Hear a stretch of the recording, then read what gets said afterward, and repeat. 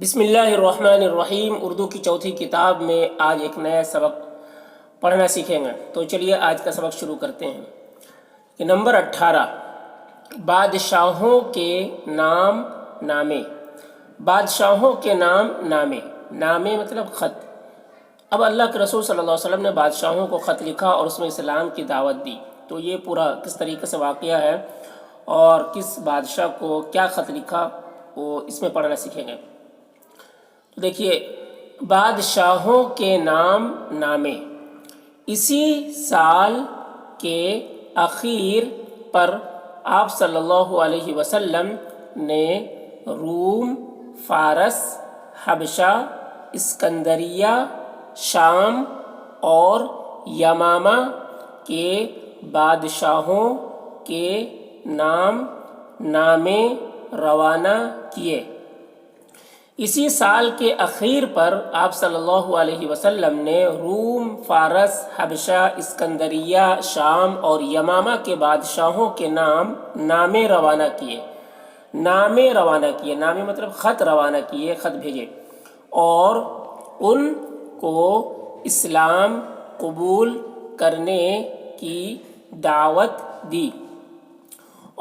اسلام قبول کرنے کی دعوت دی جن کے حالات ذیل میں اختصار کے ساتھ درج کیے جاتے ہیں۔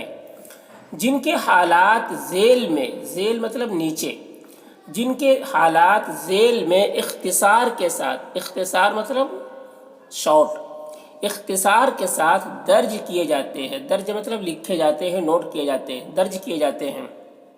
نمبر 1، نجاشی کے نام نامے۔ نجاشی کے نام نامے۔ اب نجاشی کو انہوں نے خط لکھا۔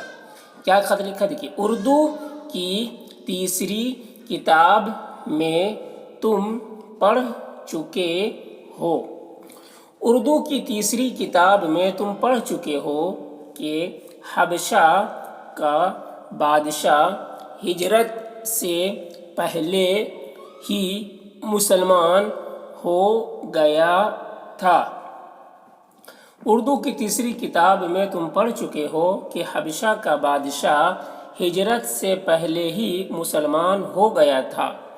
اسی سال آپ صلی اللہ علیہ وسلم نے اس کے نام عمرو بن امیہ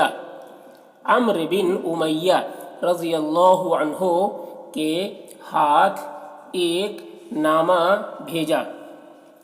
اسی سال آپ صلی اللہ علیہ وسلم نے اس کے نام عمرو بن امیہ رضی اللہ عنہ کے ہاتھ ایک نامہ بھیجا، جس میں ارشاد تھا کہ جو لوگ مکے سے ہجرت کر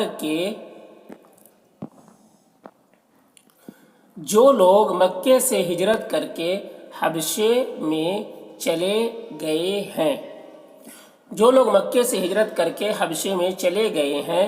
ان کو مدینے میں بھیج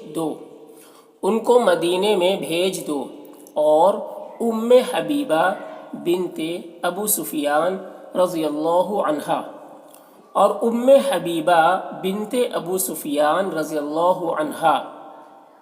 سے درخواست کرو کہ آپ صلی اللہ علیہ وسلم سے نکاح کر لے۔ نجاشی نے آپ صلی اللہ علیہ وسلم کے دونوں حکموں کی تعمیل کی۔ نجاشی نے آپ صلی اللہ علیہ وسلم کے دونوں حکموں کی تعمیل کی، جس کا مفصل حال سال کے واقعات میں لکھا ہے۔ مفصل یعنی تفصیل سے، مفصل حال سال کے واقعات میں لکھا ہے۔